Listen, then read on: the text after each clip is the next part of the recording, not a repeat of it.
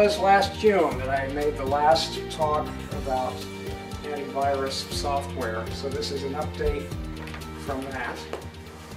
Also last year, sometime during the spring, I talked about the Meltdown and Spectre bugs that were found.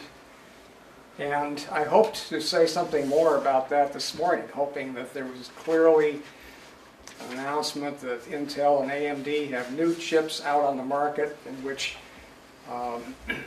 both of these bugs have been fixed. But that doesn't seem to be the case. I keep finding articles here and there about, oh, we've discovered something more that needs to be addressed in the design of CPU chips. So it still seems to be a can of worms, and therefore I didn't put anything in my agenda this morning for that. Let's show my agenda slide.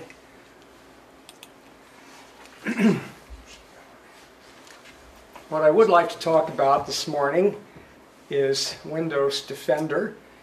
It turns out that that has been greatly improved even within the last 6 months, and now is worthy of consideration as your primary antivirus if you're running Windows 10. If you're on Windows 7 or Windows 8, then I think, once again, probably a third-party antivirus is better. Secondly, I'd like to talk about Malwarebytes. For years, we have recognized Malwarebytes as an additional program that you can run either on demand with the free version or a real-time version that's called Premium that is about $40 a year. However, lately Malwarebytes doesn't look so good compared to regular antivirus programs. So it turns out that I would not recommend that necessarily anymore. I'll show you some evidence why. Thirdly, it pays to take a look at the anti-ransomware software. Rather than Malwarebytes, you'd be well advised to run a second program if necessary that's an anti-ransomware program. So we'll look a little bit at that.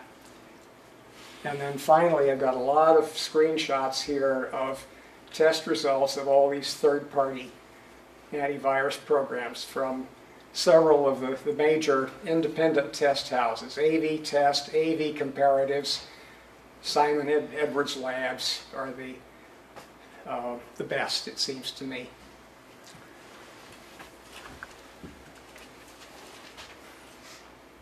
Okay, let's move on. Windows Defender is certainly worthy of respect, I think. Performance has improved just in the last 6 months, and I can show you test results that back that up. Can you explain that first line? In other words, if I don't have the Pro version, do you still consider it to be sufficient? The Pro version of Windows? Or no. No. Go back up to your previous page. Okay.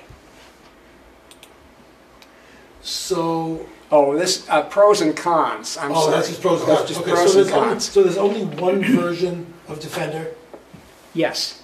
Okay. Well, there's a version in Windows 10 that's built in. Yes. And then there's also a version for earlier releases of Windows, Windows 7, Windows 8. But they're not charging you for a better, there is no third better version? No. Okay. No. If you have Windows 10 or you buy Windows 10, yep, you get Defender as part of that installation. So, as John was misunderstanding the PRO part, so you have Windows 10 Home versus Windows 10 Professional? Right. The Defender is the same? I believe so, yes. Yes, Defender is the same, but if you're talking about anti-ransomware, Pro has some additional features due to group policies. Okay.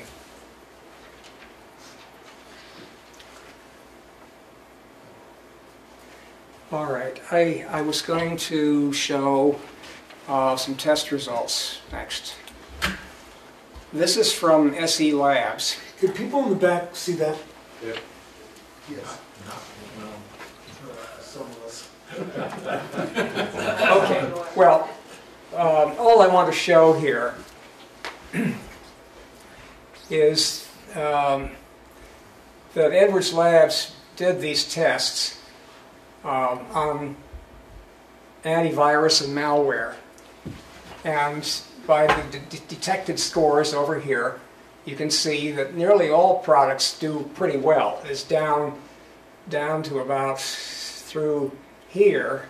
They all get 98 or 99% detection of malware.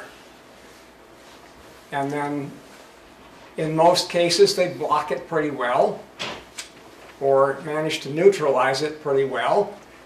And then this compromised column is where the product has not been able to block it or neutralize it.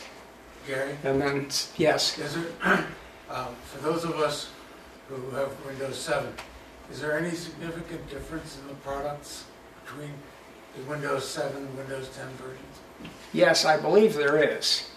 I think that Defender for... Well, I meant these antivirus products. Right, You said they were tested in Windows 10, that's right. but I can't is tell there any reason you. to believe that those don't map into earlier versions of Windows? Probably not.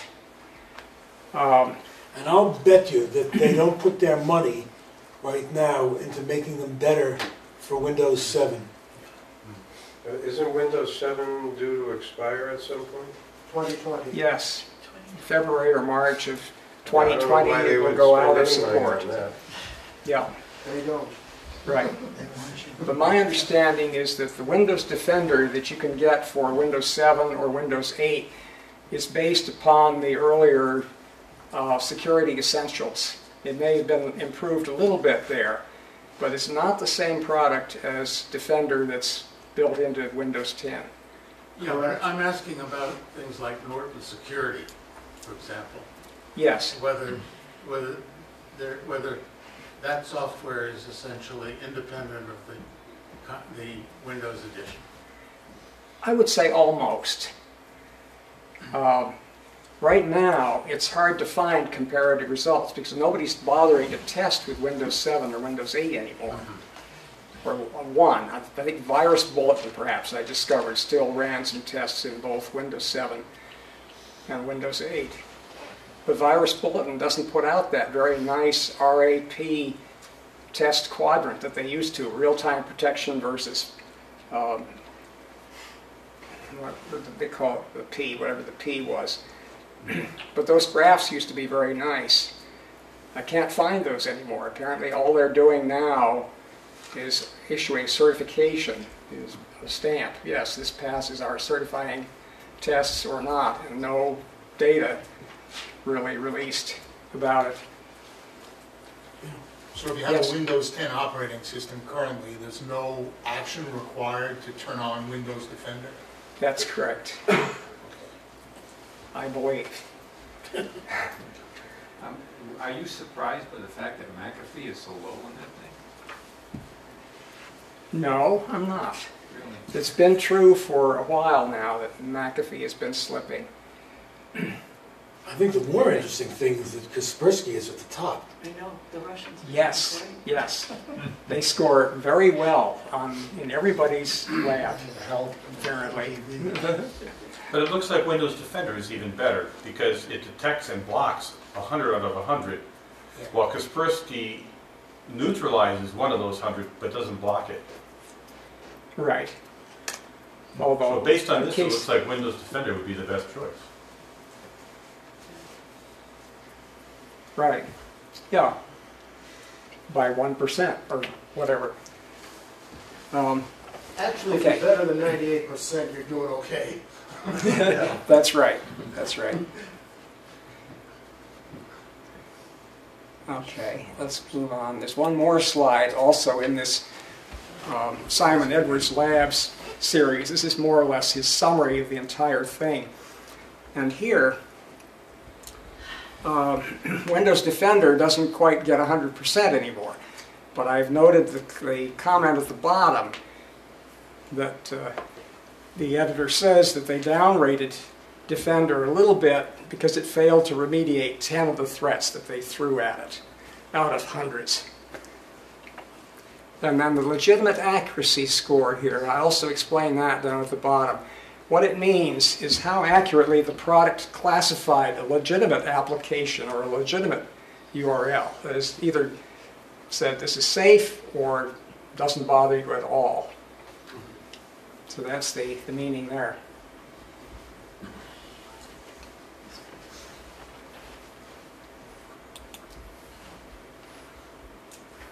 Okay, the pros, the advantages for Defender compared to third-party products. It's rather nice that Microsoft won't bother you with pop-ups saying buy an extended Could you say a few more words about the correlation between the URL verification and the product of Defender? I think your browser does a lot of that. What is the Defender doing? When you go to a website, that is, you're picking a URL with your browser and you go to the website, Defender either has a table somewhere, and it may be off in the cloud, and it checks to see whether it knows this website. And if it does, we'll classify it. We'll either warn you or not, whether it's safe or not. I think that's all it's meant. The browser does some of that function also, does it not? That's I don't true. think so. I think if you go to a bad, if you go to a bad site, a porn site or whatever in your browser, it'll just open it up. And unless you have something like Norton or one of these, it'll stop you. I've noticed times where I inadvertently type an incorrect name for something that I'm looking for, and Norton will come back and say, I don't remember the words. It'll say something about, you know, it doesn't like it, and then more often than not, I'll look at what I typed and notice that I typed the wrong thing. So it must have a table or something to find that. Well, I noticed too, when I'm doing a search for some, whatever it is, anything you can think of, and you get a pile of different websites to choose from. Norton will put, they approve this website, and there'll be nothing on some others. But many of them will have Norton approved, you know. And there's another product that I use, I don't remember the name of it now, where against every website in the Google search, it puts either a green circle or a yellow circle or some other color. Well, I don't think it was red, but it puts different color circles. And the green one means no one's complained about it, and the yellow one means there have been some complaints, but they don't know if it's bad.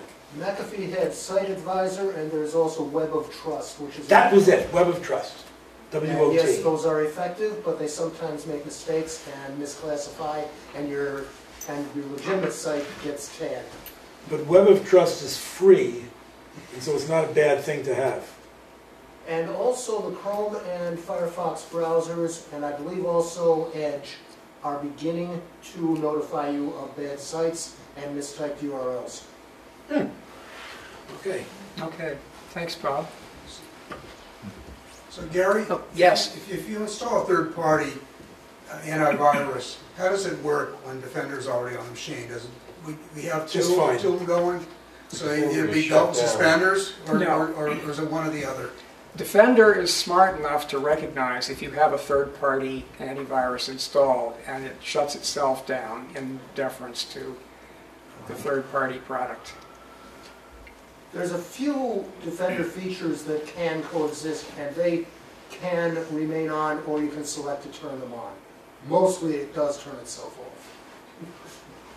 But you're saying that Defender is superior to these third-party systems, yet it defaults to those third-party systems?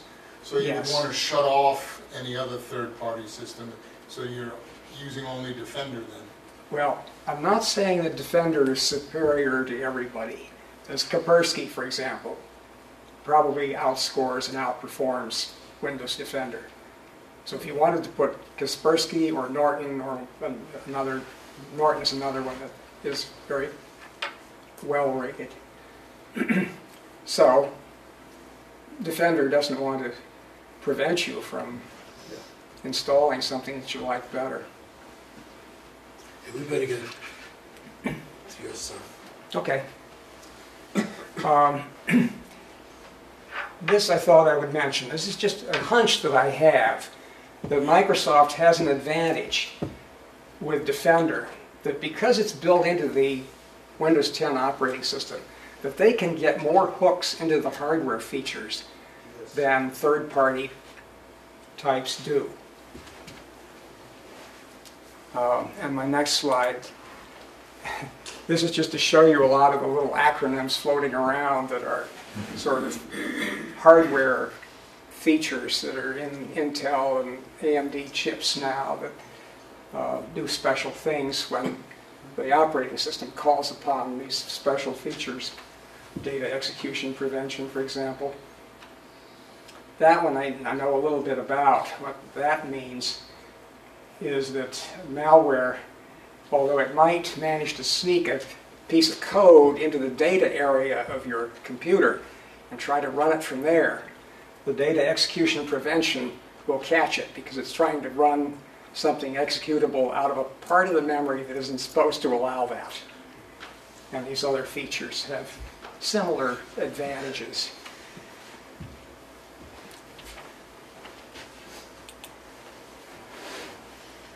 Okay, as part of Windows Defender in Windows 10, you also get Windows Defender offline.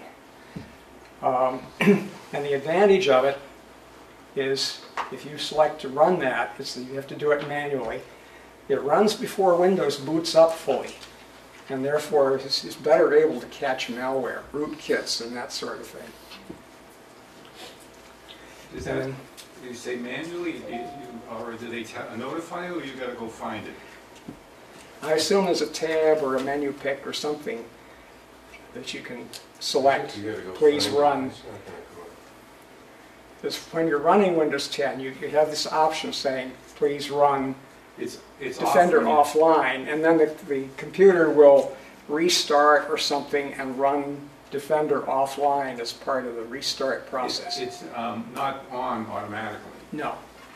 So Gary, are you Cindy. using that when you suspect you had a problem? You get just to be prevented? Or? Yes, that's a So good if you idea. see red, pink Right. flags, red flags, then you think, okay, just delete that. I mean, do that automatically. Start that. Yes. Okay, but not, you don't do it as a routine. No, or you can choose to do it once every couple of months, just in case there's something hiding that... I don't know what the downside would be of making it as a default. Unless it takes a long time.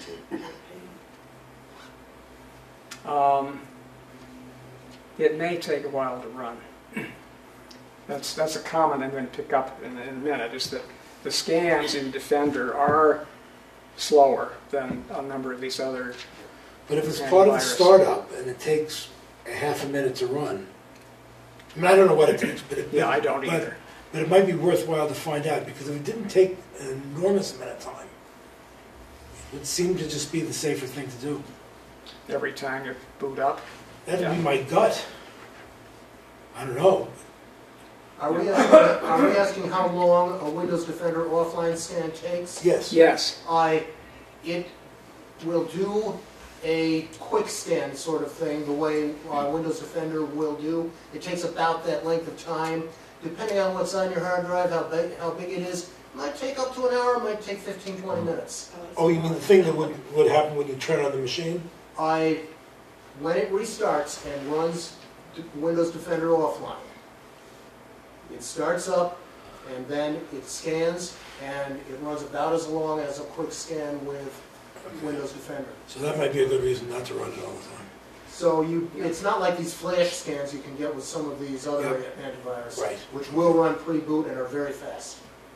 Well, you'll try it once, and your mileage may vary. And if it's fast, you may do it more often. If it isn't, you may just do it when you go to sleep. Good point. The other thing about Windows Defender Offline, from within Windows, I am not able to get it to work on my Intel Nuke, all Intel hardware. I would have to burn a USB and run it from there, which is purely offline, which is actually the way you should do these things. Okay. You gotta be on. Thanks, Bob.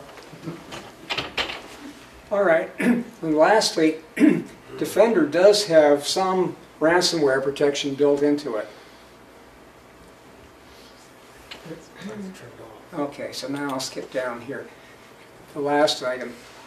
The other thing is Defender has some extras that most free antivirus software doesn't have. It's sort of part way to an internet security suite. It has parental filtering, backup management, and a PC tune-up function. Now the disadvantages, the cons. Full scans in Defender are very slow.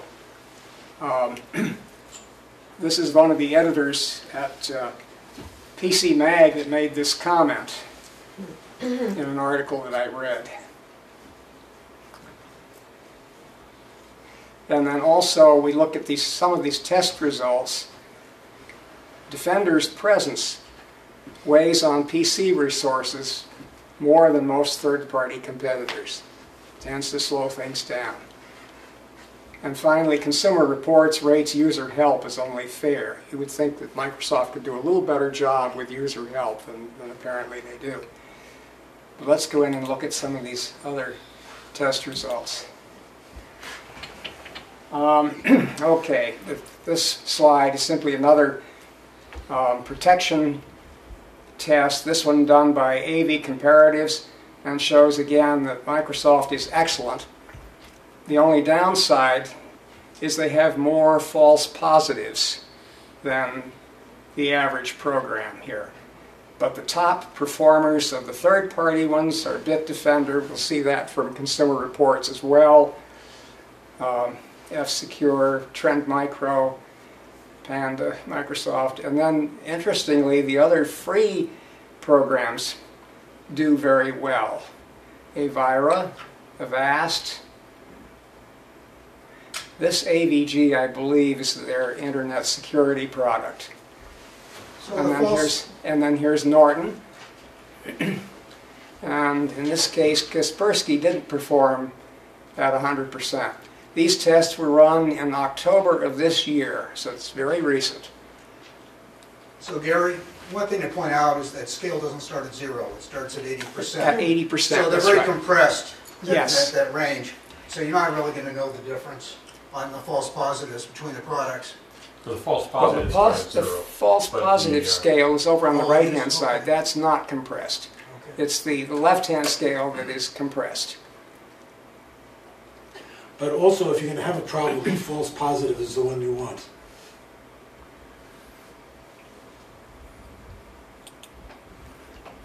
Okay, here's avtest.org, their test results. What they do for publication is simply give a score from 0 to 6 for protection, performance. The performance is the slowdown factor, and usability. And as you can see, Defender gets 6s for protection and usability, and a 5.5 for performance, again reflecting the slowness that we'll see in the next slide, I think. But McAfee is up near the top. Go back, McAfee. Yeah, here McAfee got all 6s. So there are differences among these various test houses, and I don't know how to explain that. Just different test procedures. Well, what's important now is that there are a dozen of them that are all called top. Whereas 3 or 4 years ago, there was substantive differences between what was thought to be best and the rest of them. Now it looks as if you buy any of the decent ones, you've got pretty good coverage. Gary, where was Okay. ESET? I can't actually see that. They're in the middle of the pack. Because that used ESET, to be, ESET used to be at the top for a go long back. time. All right, where is he They saying? weren't even on this chart, I don't think. No, that's the other thing, is not every test house tests every product. So, yeah, ESET is not in this particular suite of tests. And they dropped off on one of his earlier charts. What is that last column on the right? Usability. What's good and bad here? But there's only But one they're that's all- bad. Down at the bottom. At the no, even the bottom here, that's a say. No, the one Oh, above. pit stop. Yeah, PC pit stop.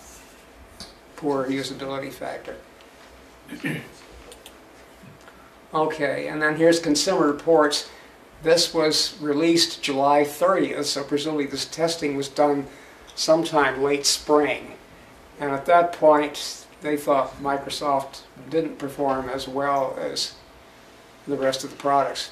So I take this as evidence that between late spring and now, the test results have improved quite a Consumer bit. Reports just shows Didn't free see free what- versions of the software. That's right. The other charts What I too? captured here with a screenshot is just the free products, figuring that that's what's most comparable, is to Free. compare Defender against other free software. Gary, if testing was done in the spring, it might even have been done before the 1803 update, which made significant changes to Windows Defender. Yeah. And the Okay. 1809 brought even more. Okay, That may account There. for some differences. there you have it. So how many of Come these to of the think free of ones it. have ads and so on that they display at you? They all do. So that's how they make their money? But so does Windows. It has ads.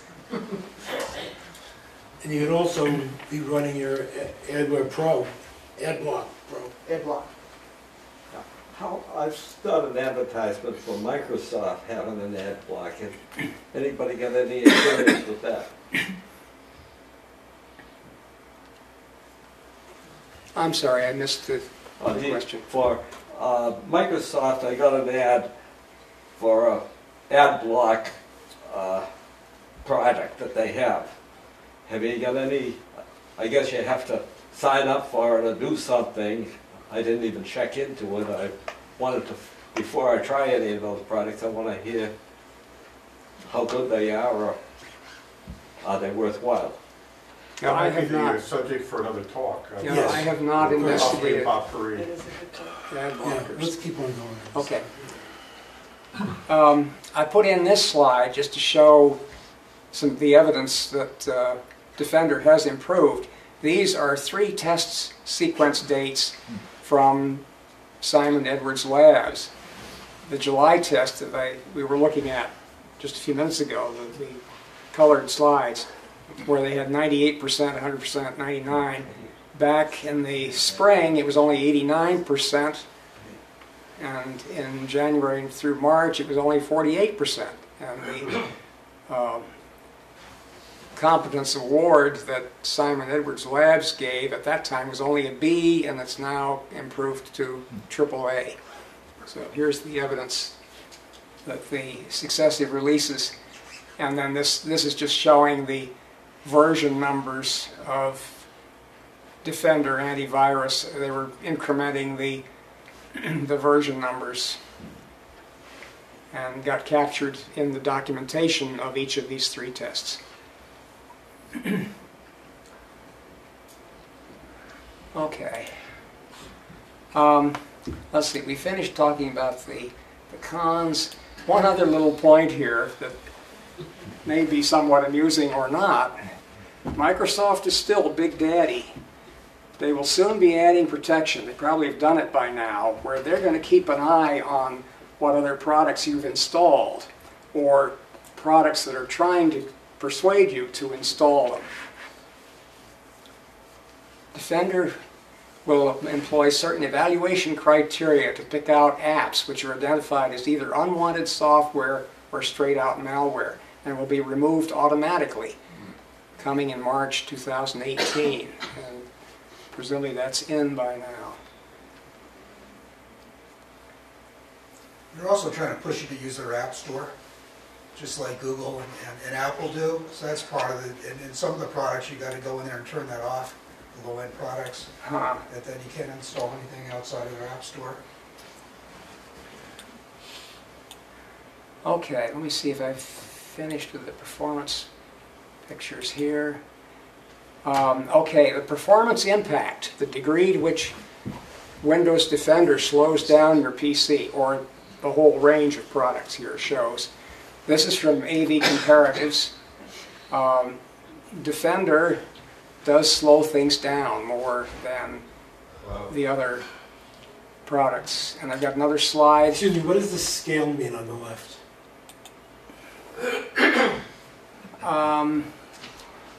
Don't know. Lower score is simply better. Must be percentage. I mean, you know, it could be 10 times worse than something else, but it might only be 1 second versus a tenth of a second. I know. It's hard to say. This, I think, is a better slide. In this case, this is now from AV Comparatives. What they've done is to show you what specific operations you're trying to do on your PC where you may notice a difference in the speed of operation based on the presence or absence of Windows Defender. And what I've done here is circle the cases. These are the little green bar symbols. 3 green bars means it's good, that it doesn't slow things down much at all. And then you have these cases where they're showing only 1 green bar and 2 gray. Those are the cases where the resource loading is heavier. And what I've done is to go through and circle the slowdown cases so that you can see. And it's kind of interesting, among different antivirus products, it's different aspects of user operation that are affected.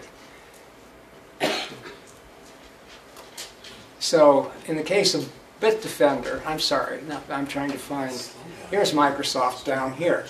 And you see Microsoft has 4 cases where there's noticeable slowdown.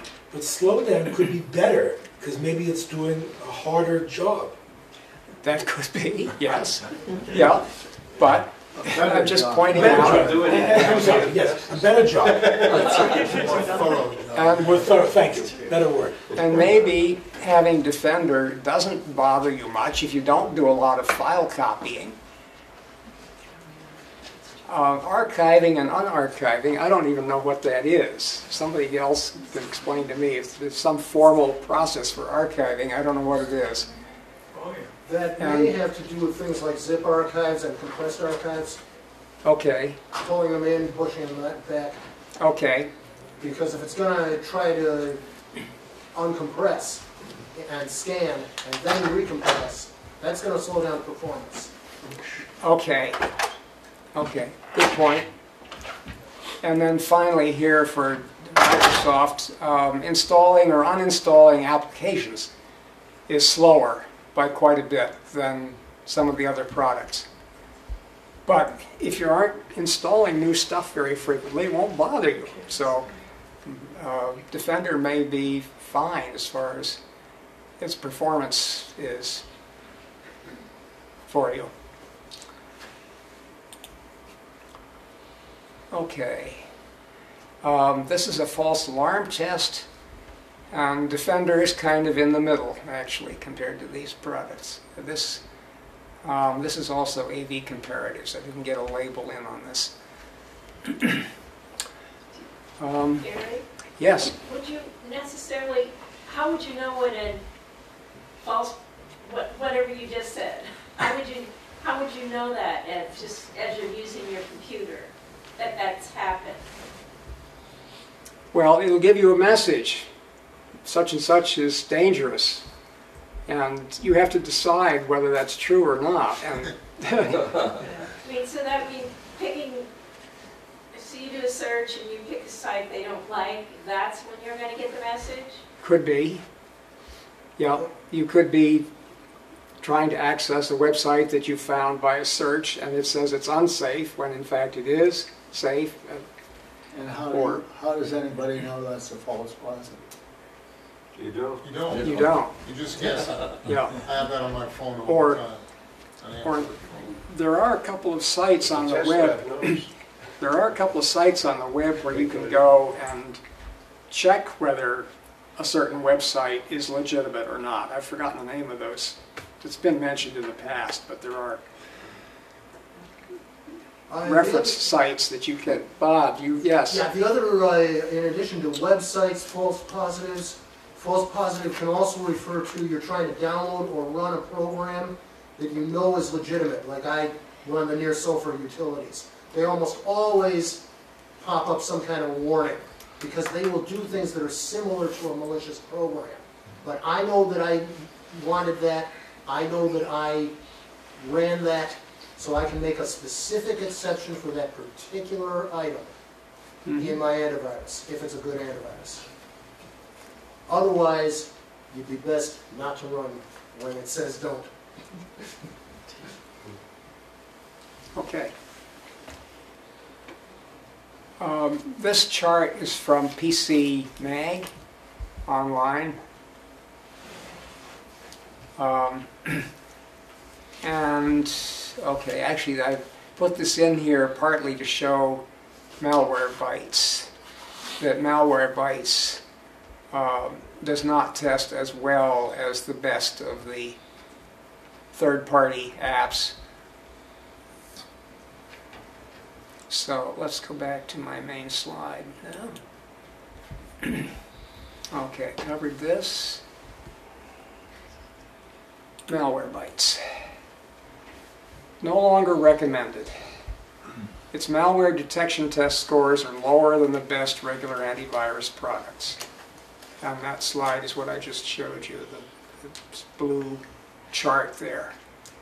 It also scored low in Consumer Reports. And then, interesting, the Consumer Reports found that Malwarebytes Premium stopped using its own antivirus engine after a week of running and reverted to Windows Defender with no notification to the user. Kind of strange. So that's the scoop on that. Should we uninstall it then? Doesn't look like it. No, it probably doesn't do any harm to keep it and run it. Just don't count on it being... What has happened with Malwarebytes is they are now advertising themselves as not being a general antivirus product. They recommend you have something else. But for a second opinion scan and for finding things that you might not want on your computer, that might be spyware, adware, things of that sort, Malwarebytes still does a much better job than many of the others, because the others allow stuff that Malwarebytes says, no, you probably don't want this. And you can really clean up a computer pretty well with it. I'd call it more of a cleanup product than an antivirus. Okay. Yep. Yeah, Does it's this refer to the Malwarebytes you might get for an Apple computer? Because I've got an Apple computer. Does it kind of refer to that? I think it's called Malwarebytes for an Apple computer. I don't know. If Yeah, no, I'm talking just Windows computers at the moment. Okay, maybe it's not the same thing. Anti-Malwarebytes? They may have a product for Apple. One other thing I wanted to ask while I'm at it is the question of whether or not the malware, the software itself can also be infected. In other words, can this antivirus stuff be? Is there a probability that it also could be infected, or is that kind of included Yes, in this this whole idea? has happened. If it's happened, how do Many you know? How do antivirus you know when it products, happened? you see headlines that come into the tech press that say such and such antivirus just got exploited, or this group of antivirus are now known to have a vulnerability. Yes, you can introduce vulnerabilities while you're trying to protect yourself. But Windows that means Defender it's is something less else. likely to do it because Windows Defender, they know Windows, and they know how to avoid putting in additional vulnerabilities.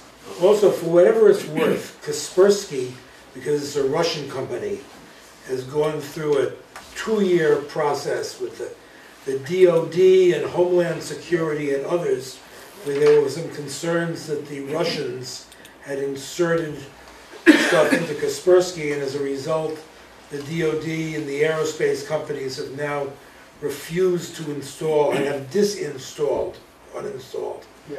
the Kaspersky product, despite what you're seeing here about how well it's operating. And there's been nothing in the press that I've seen in the last 2 or 3 months reversing that position. Yes, but the tech press has always disputed whether or not it was real. So maybe it is, maybe it isn't. If you want to be super safe, yeah, avoid. But then again, you'd also avoid anything from China. Symantec is the same as Norton, I think. Yes. Yeah. Right, but isn't that one of the largest used out there now? Well, Norton is, yeah. Versus George. Kaspersky Yeah. in the defense business. Yes.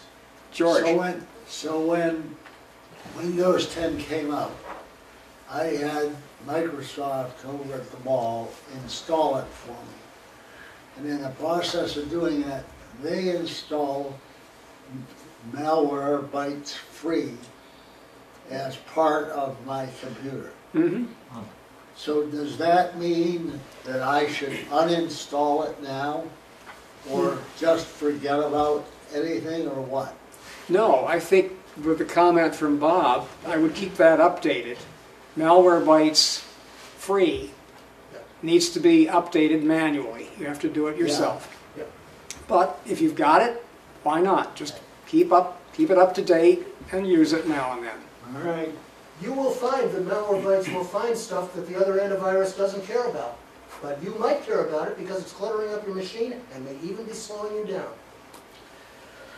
Well, the free version doesn't run except When you run it. when you run it. When So you it's run not going to slow anything down No, I'm talking about Malwarebytes catches stuff that may be slowing that you may down. be slowing you down. Yes. Okay. And other antivirus won't touch some of that stuff. So Bob, out of curiosity, what do you use? Which? I do use Malwarebytes free, and I use about 4 other scanners. And it takes a long time to scan, so I have one of them run one overnight, another overnight, etc. But yes, I also use Windows Defender, but because I have Elvira free, I only am able to use certain parts of Windows Defender. There also is a downloadable Microsoft security scanner, which has the same basic scanning engine as Security Essentials and the same definitions, and you'd have to download a fresh copy every 2 weeks, that kind of thing. That can be run. It depends on how much time you want to waste on this. Yeah. You have to balance checking for viruses and using your machine to get something done. There's a balance there. There's a general rule. If you're spending more than 10% of your time on your computer maintaining it, you're spending way too much time maintaining it. I'm down at 2%. Okay, let's keep going. 1% are perfectly fine. As Gary's only through half of his slides. Oh, really? Probably true. Okay, so where does that leave us for Windows 10? I guess this is my recommendation at this point. If you have Windows 10, use Windows Defender that's built in, unless you want a more fully featured Internet Security Suite. Maybe you do. Maybe you've got children, grandchildren, you want to keep them from getting into places that they shouldn't.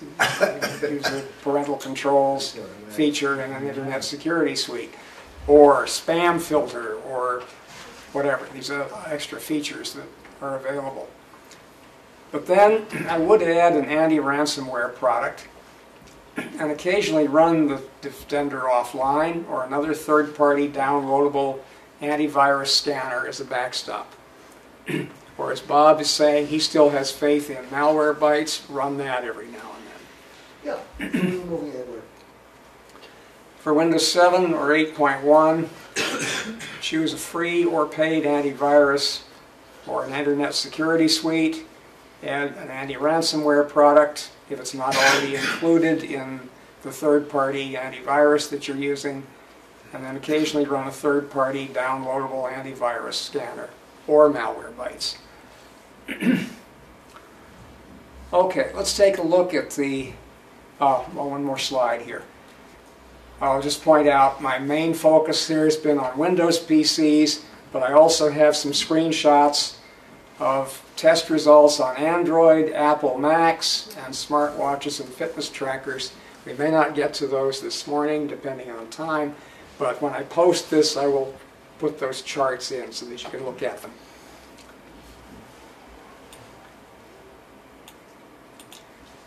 All right, let's take a look at the ransomware situation.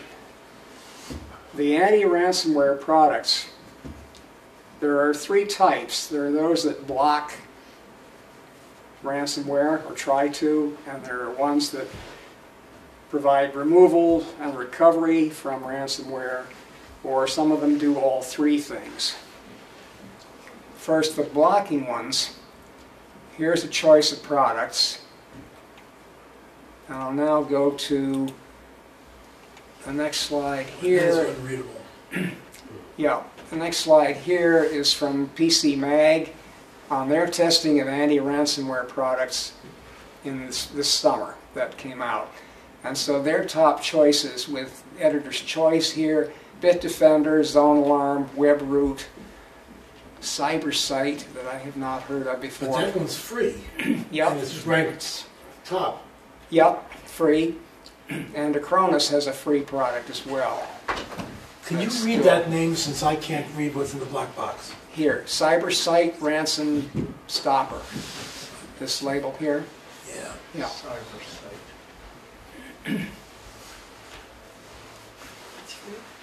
Yeah. And simply uses behavior-based detection.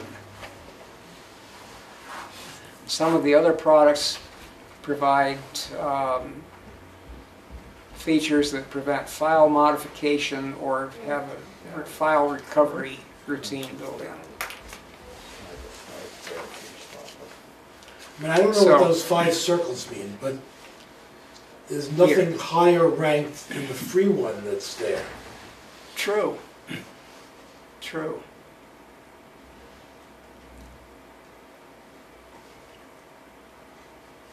So, yeah, if you believe PC Mag, that's a good choice. I don't know anything further about it.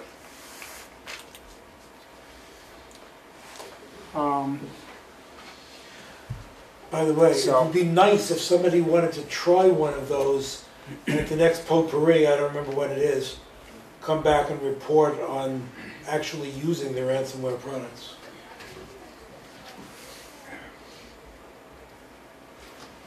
How would you know whether you succeeded or not, unless some others of us tried to ransom your ware?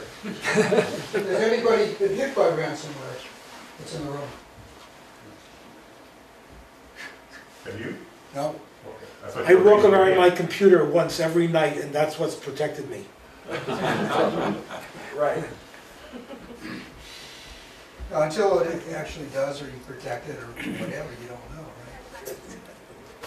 So what would a product like Norton do for ransomware? Because they claim to protect you from it.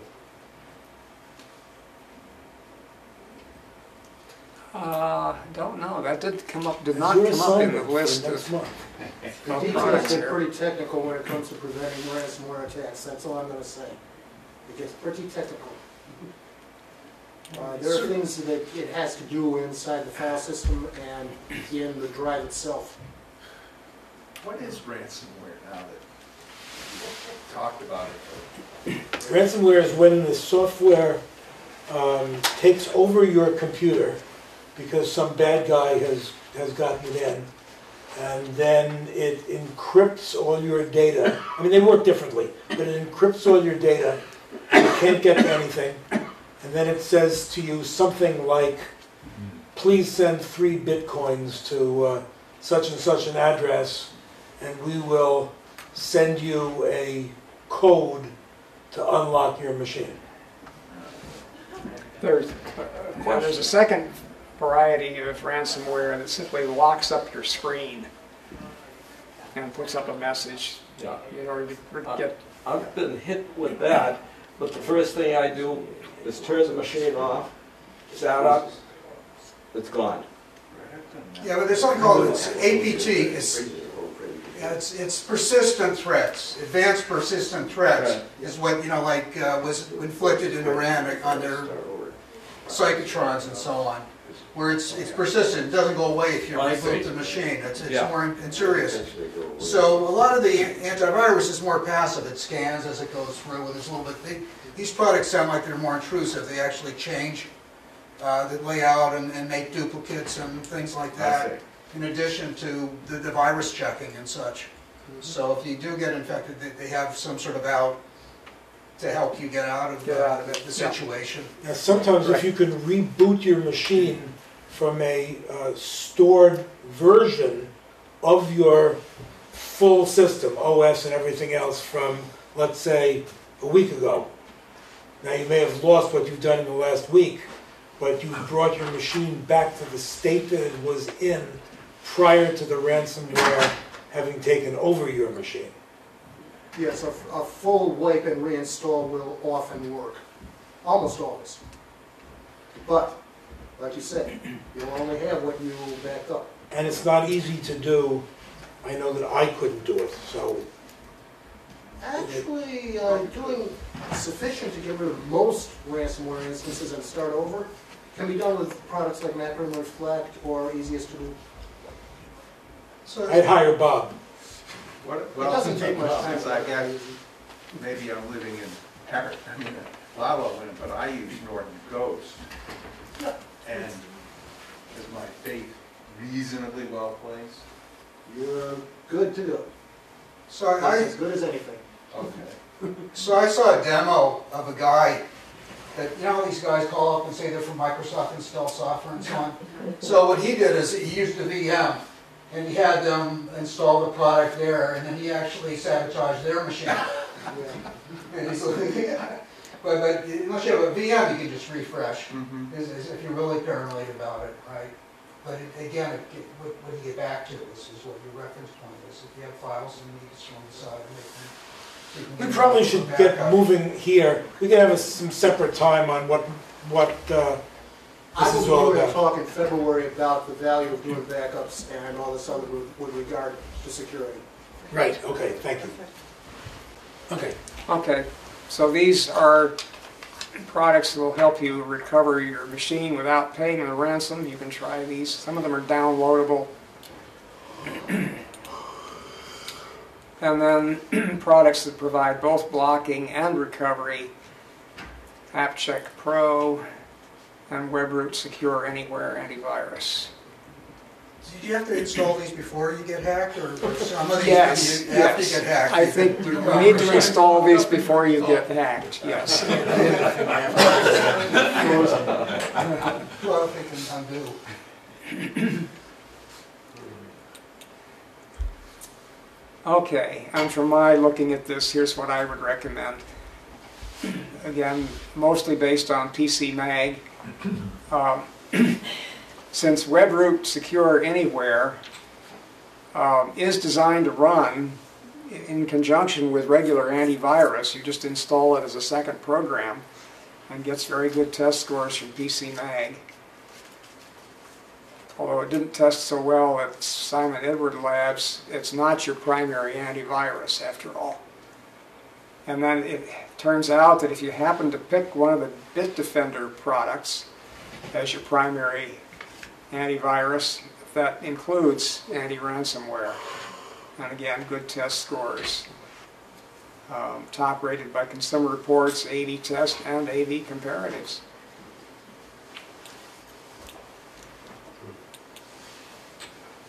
How about Okay. incompatibility?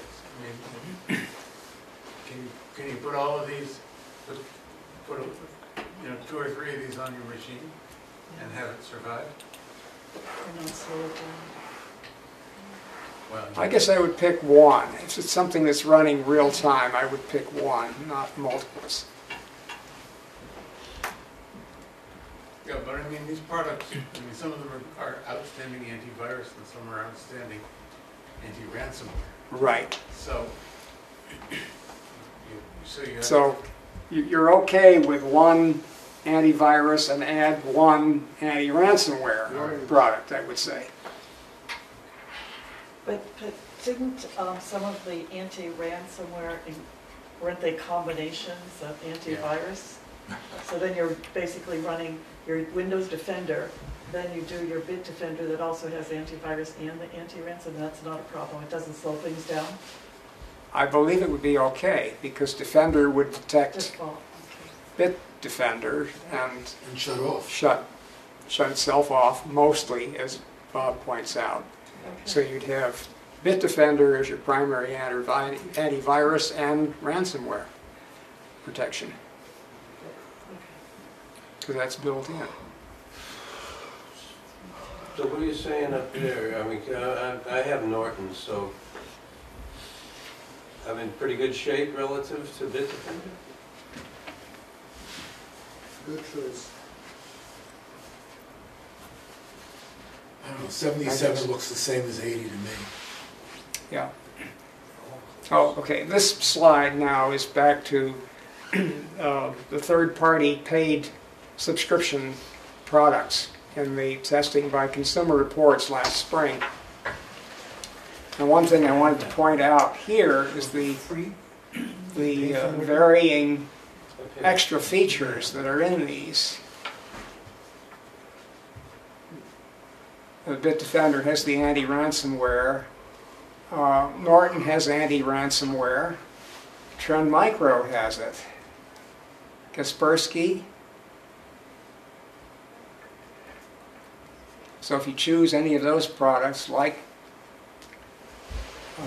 the same as Bitdefender, it will provide you some anti-ransomware as well.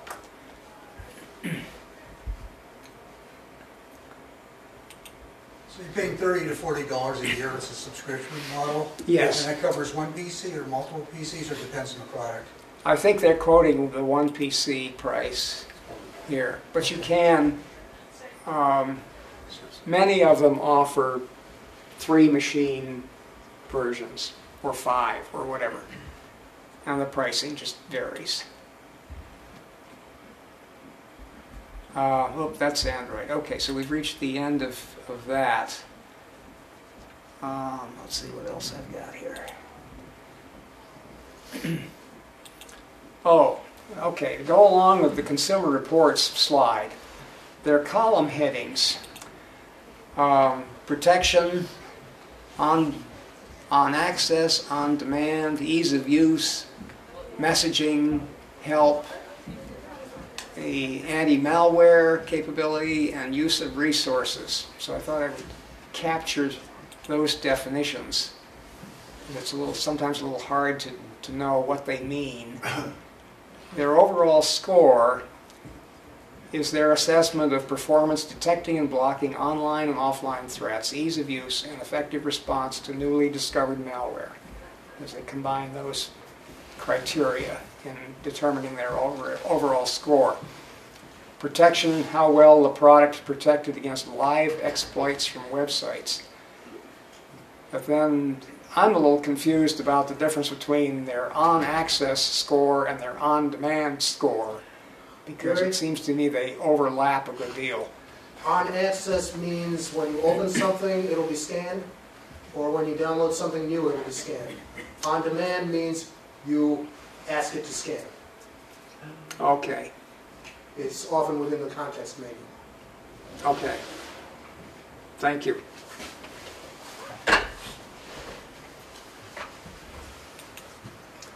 And more of the column headings: the ease of use score, installation, changing settings, and interacting with the software, messages,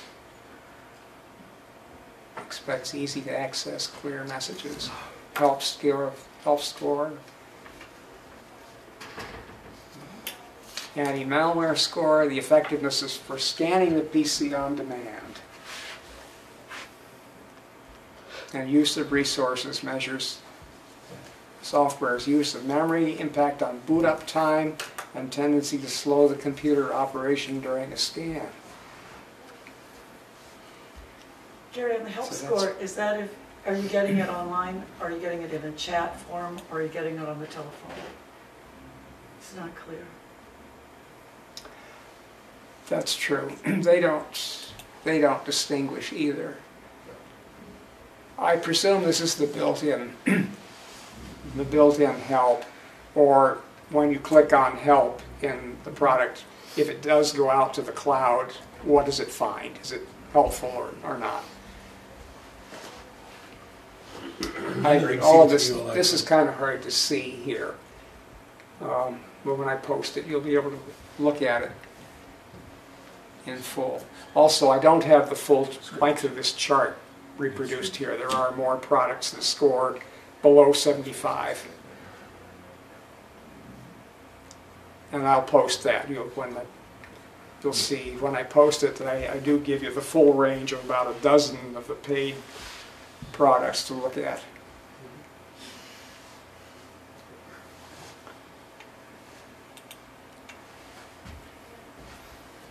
Okay.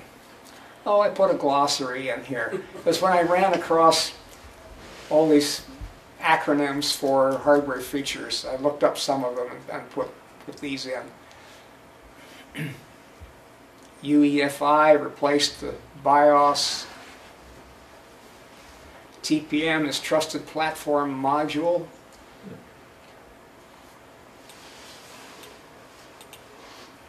VBS, Virtualization-Based Security.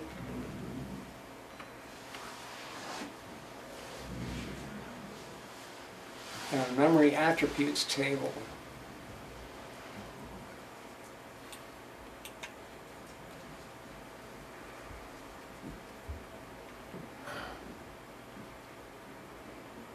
Okay, to move on. Next one. As I mentioned, the downloadable online scanners that are available, and so here's a list of those. That is, these behave like Windows Defender offline, but they come from a third party, one of the major test houses instead. Well, this one is also from Microsoft.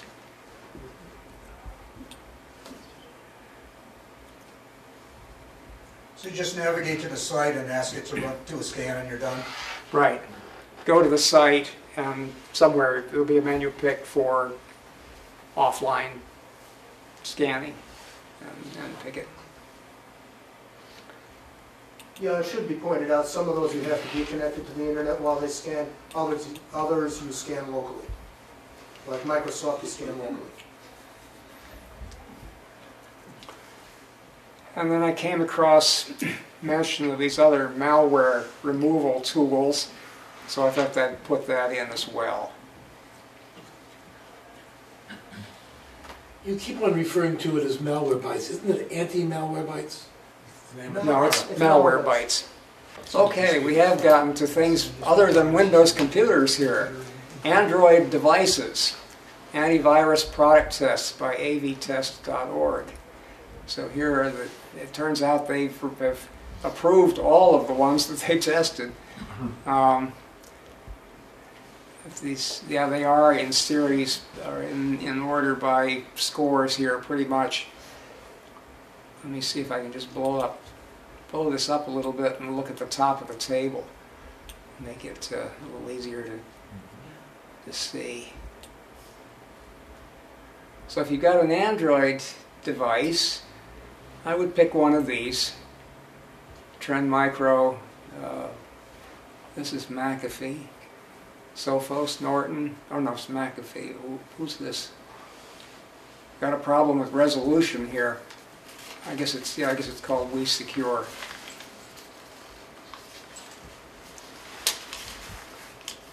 Okay. If you've got an Apple Macintosh, here is the test report that Consumer Reports did on that this year.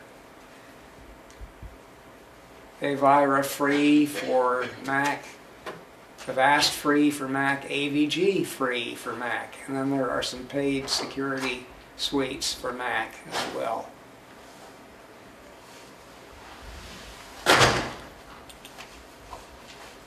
And then AV-Test did testing on anti-malware for Apple Mac PCs as well. So here's another. They all do pretty well in terms of test scores.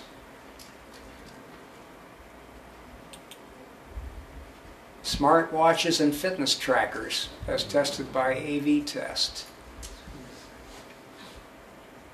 If you happen to have one of these, the Fitbit, of course, the Apple Watch, the Fitbit, Garmin. That's about it. Oh, this is back to malware removal test done by AV Comparatives on Windows 10 PCs.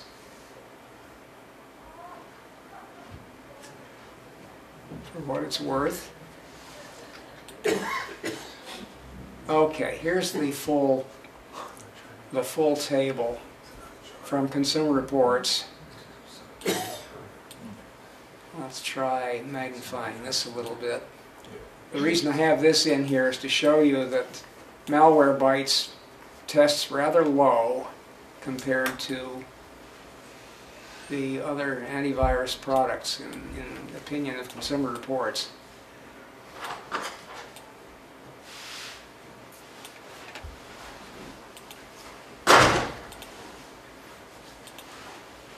Okay, I guess that's about what I have. I can show you some of the screenshots from Windows Defender. I've got those in here. This is sort of the main screen from Windows Defender Security Center, which is the manager for Windows Defender in Windows 10. Gives you a status update here. Windows Update, no issues. Storage capacity, no issues. Last scan date, so on. In Defender, you can set up protected folders. And so that's how you do that here. Somebody who has Windows 10 might like to comment on this. I don't. I'm running Windows 7, so I haven't seen any of this in fact.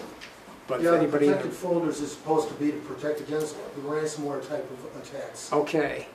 It changes some things about those folders, which makes it a lot more difficult to attack them. Attacks still can occur, but they're more difficult. And by the way, that's unique to Windows Defender because other products don't have access to those features of Windows. Aha. Good point.